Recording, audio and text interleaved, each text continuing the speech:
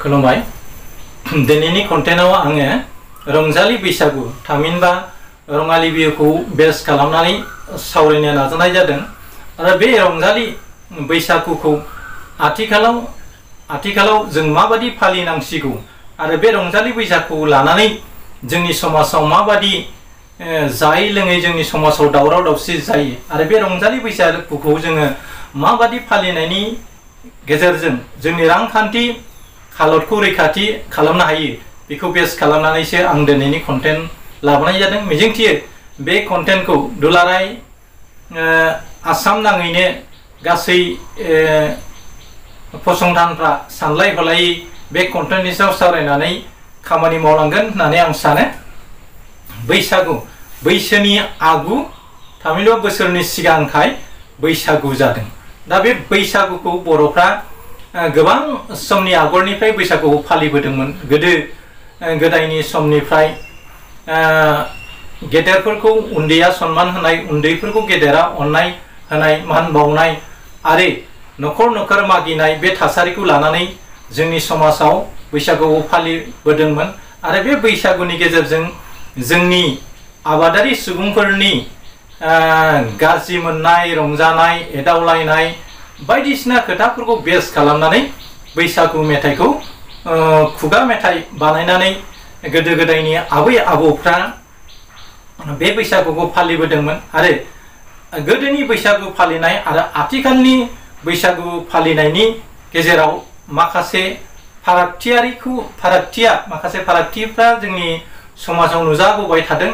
बेनि जाहोनानो जाहैबाय रांखान्थि आरो बिथिंखौ बेस खालामनानै खायसे खायसे ओनसोलफ्राव बैसागु फालिनायखौ थामहिनबा न'खर न'खर बैसागु माइरं मागिनाय बा मुवा बेसाद मागिनाय बेफोरखौ खमायनायखौ जों नुनो मोनदों। आरो खायसे ओनसोलफ्राव गामि दरसेयाव 10 गिरि, 12 गिरि, 15 गिरि बा जायफ्रा थाखा फैसा दं आरो जायफ्रा गेदेर गोलाव थाखोनि सुबुं आरो बिथांमोनाव लाइजाम हरलायनानै सोरबा बैसागु हानजा, सोरबा बोराय बुरि, सोरबा बाथौनि, सोरबा रंजालि बैसागु फालिग्रा माखासे मोसाखावरिफ्रा लाइजाम दैबायनानै बा खौरां हरलायनानै गामि न'खरफ्रोमावबो गामि गुरनानै मोसायाबासिनो, माइरं दैरं खाङाबासिनो बिथांमोना सिलेक्सन खालामनानैबो बैसागु मागिनायखौ नुनो मोनदों। नाथाय सम आरो थासारिजों लोगोसे बेफोरबायदि खान्थिफ्रा आथिखालाव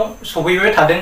दा जोङो बैसागुखौ बेस खालामनानै गोबां खोथाफोरखौ साननायनि गोनांथि जादों। मानोना जोंनि समाजा गोदोनि बायदि जानो होनब्लानो माइरं दैरं, जानो होनब्लानो बेदर आखाइ बा जौ बेफोरनि आंखाल जाबोनो हमदों। बेनिखायनो बे बैसागुखौ न'खर न'खर जि माइरं मागिनाय खान्थि बे खान्थिखौ जोङो आथिखालाव फोजोबनायनि गोनांथि दंसै। आरो गामिफ्राव सिलेक्सन खालामनानै जोङो बै मोसानाय बा आमखानाव थांनानै मोसाहैगोन, उमुगनाव थांनानै मोसाहैगोन बेफोरबायदि सिगां एडभान्सलि खौरां हरलायनानै बा लाइजाम हरलायनानै आथिखालाव हांग्राय बिलाइ हरलायनानै मोसानायखौ जों नुबोबाय थादों। नाथाय बे बिथिंखौ जोङो मस्टलि वेलकाम होनांगोन। मानो होनना बुङोब्ला जोंनि गामि ओनसोलफ्राव हा हुफ्रा खमायबोनो हमबाय, जानाय लोंनाया आंखाल जाबोनो हमबाय, जायनि जाउनाव आथिखालनि मानसिफ्रा सोरबा हाजिरा खामला मावनानै जायो। बे हाजिरा खामला मावनानै मोननाय जि माइरं दैरं, फिथाइ सामथाइ मुवा बेसादखौ बे मागिनो फैग्रा सुबुंफोरनो हायाब्लाबो बिथांमोना माबा मोनसे राहा खालामनानै बेफोर माइरं दैरं थाखा फैसाखौ हरनो गोनां जायो। बे जाउनाव बे बैसागु बोथोराव गोबां सुबुङा गोबां बिथिङाव खहा जानायखौबो नुदों। आरो माखासे सुबुङा बे बैसागुखौ फालांगि महरै लानानै न'खर न'खर माइरं मागिनानै माबोरै जौ खाजि बुख्रि जानानै साननैनि थाखाय गावनि गोजोननायखौ लानाय बेफोरखौबो जों नुदों। ओंथि गैयै मोसानाय बायदिसिना आखल आखुखौ दिन्थिनानै सोरबा मानसिया फैसा हरनो हायाब्ला सोरखौबा मानहानि खालामनाय, सोरखौबा अपमान होलांनाय बेफोरबादि जोंनि लाइमोनफोरनि गेजेरावबो जानायखौ जों नुनो मोनदों। बोरायनि बोराय, सेंग्रानि सेंग्रा, सिख्लानि सिख्ला बेफोरबादि फैसा दाबिलायनानैबो माखासे सुबुङा फैसा हरनो हायैयाव गाज्रि मोनजायो आरो माखासे सुबुङा फैसा हरनो हानायफ्रा बाख्नाय जानाय बेफोरबायदि नुयो। बेनिखायनो बे बैसागुखौ आंनि मोन्दांथि बादिब्ला हारसिं हारसिं मागिनायखौथ' टटेलि बन्द खालामनांगौ। हायोब्ला जथायै सेंग्रानि हान्जा बोराइनि हान्जा बिदि जानानै न'खर सिलेक्सन खालामनानै मागिनायाव जोंहा बुंनांगौ गैया। नाथाय अदासारि गोसोबादि न'खर न'खर न'खर गोरिबनावबो धोनिनावबो जायनाव मेनावनो फालो फालो फालो फालो सासेयाव मना गांसे सासेयाव मना गांसे बेफोर लालायनानै जि माइरं मागिनानै खाना जानायनि जि कालचार, बे कालचारखौ जों फोजोबनांसिगौ। मानोना बैसागुखौ जोङो आथिखालाव जौसां एबा मोनसे फोथारनि गेजेराव जों बे बैसागुखौ जयै गामि नाङैनो सेंग्रा सिख्ला बोराइ बेन्थ ज' लोगो नांलायनानै जोङो बेखौ रंजानायनिसो गोनांथि दंसै। आथिखालाव असमिया कमिउनिटिनि मानसिफ्रा गोजौआव सावरायनाय बादि गामि दरसेयाव थानाय मानसिफोरनो लाइजाम एबा हांख्रायलाय हरनानैसो बिथांमोना मोसायो आरो बिथांमोना फैलाव फोथारनि बबेबा फाख्रि बिफां सिङाव मोसानानै सेंग्रा सिख्ला बोराइ बेन्थ मान होलायनायखौबो जों नुनो मोनो, खाना बुख्रि जालायनायखौबो जों नुनो मोनो। दा खोथाया जाहैबाय जोंनि दुलाराय बर' फरायसा आफाद बनसु आरो बायदि NGO आफादफ्रा बेफोर खोथाखौ साननानै बैसागुखौ जोङो न'खर न'खर जायफ्रा हानाय बिथांमोनाव फैसा थाखा खांलायनानै बबेबा फसंथाननि रांजों बा बबेबा गामिनि रांफोरखौ बे बैसागुनि थाखाय थिनानै दोनोब्ला आरो हानायनाव डनेसन लानानै बैसागुखौ जोङो फोथार बारियाव बबेबा जौसाङाव फालिनायनि गोनांथि दं होननानै आं सानो। मानोना बैसागुखौ आथिखालाव न'खर न'खर मागिनानै मोसानानै जों बैसागुखौ लाखिलांबाय थानो नाजायोब्ला जोंनि समाजाव गोबां बिथिङाव खहा जागोन। बेनिखायनो हारसिं हारसिं मागिनायखौ कमप्लिटलि बन्द खालामनांगौ आरो जुवा लोंनानै बिबिसार धामा सिखा रुवा खदाल देग्लुंबायनानै थामा बुगदावलाबायनानै मागिनाय बेफोर कालचारखौ जों फोजोबनांगौ। हायोब्ला बर'नि हारिमुनि खाम सिफुं जथाखौ लानानै सुबुंथिनि नोजोर बोनानै जुदि खामानि मावनानै मोजां रोखोमै मागिनायनि गोनांथि दङ। नाथाय गोबां बिथिङाव बैसागु जै खालामग्राफोर बेफोरखौ बेबिसार न'खराव खालामनांनायखौ जों नुनो मोनदों। बिथांमोना सोरबा थाखा फैसा हरनो हायाबो दंना गैया बेखौ साना बिथांमोना दाबियो। दा बेफोरबायदि दाबिनाय खान्थिया गाज्रि। जायफ्रा जि गावनि गोसो बादि हरनो हायो बेखौ हरगोन आरो सोरबाया बोर लानो गोसोबा बोर लागोन।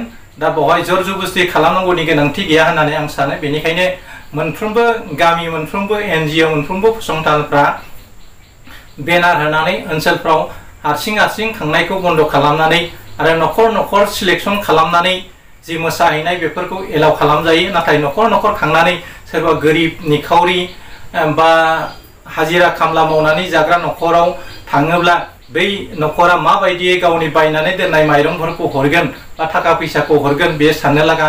जायनि न'खराव सानसेनि आदारखौ दिहुननो थाखायनो बिथांमोना हाजिरा खामला मावनो गोनां जायो। बिदिब्ला बिथांमोननि माइन्डआव स्टक थामहिनबा माइरङा जमा दंना गैया बेखौबो जों साननायनि गोनांथि दं। बेनिखायनो आं सानो जायफ्रा बे कन्टेन्टखौ नायदों, जायफ्रा दिनैनि बे भिडिअखौ नायदों, बिथां नायग्राफ्राबो साननायनि गोनांथि दङ दि जों जाहाथे हारसिं मागिना सोरनिबा न'खर सोरखौबा डिस्टार्ब होनो थांसायसाय जों बे बैसागुखौ जयै सेंग्रा सिख्ला बोराइ बेन्थ बबेबा बिफांनि सायायाव बबेबा जौसाङाव बबेबा फोथाराव जों माबायदि फालिनो हायो बेफोर नेमखान्थिखौ जोङो बेफोर जायगायाव लांनानै सेथि बैसागुआव बोराइ बुरिखौ सनमान होनाय बा बिमा बिफाखौ खुलुमनाय बेफोरबायदि हाबाफारिखौ जों स्टेजाव लांनानै खुलुमनाय हुदा गैयै माखासे दुगामारा फिसाजो फिसालाफोरखौ जोङो खुलुमनायनि हुदा खालामनायनि गोनांथि दङ।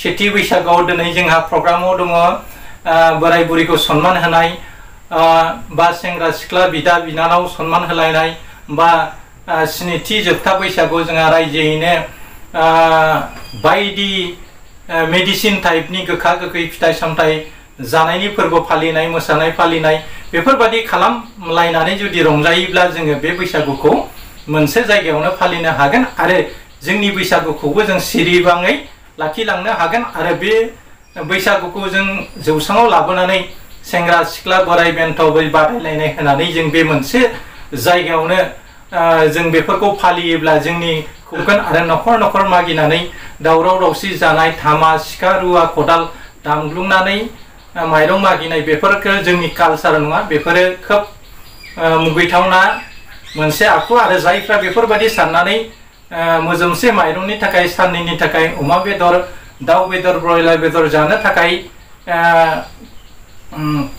1000-2000 थाखा मोनब्लानो जों साब्रैजों थोजासे जानो हागोन बेफोरबायदि साननानै थटखानायावनो बैसागो मागिनो ओंखारनाय गोबां हान्जा नुयो आरो बिथांमोननि माइन्डआ ओरैबायदि जायो खायसे न'खराव थांनानै बिथांमोना ओरैबायदि गाज्रि आखु दिन्थियो आरो खायसेखौ सोंखारिबोयो जेन' गावनि थाखाय थिनानै माखासे थाखाफोरखौ दोनखानांगौ होननाय बादि बिथांमोननि बेबहारा जायो आरो बिथांमोना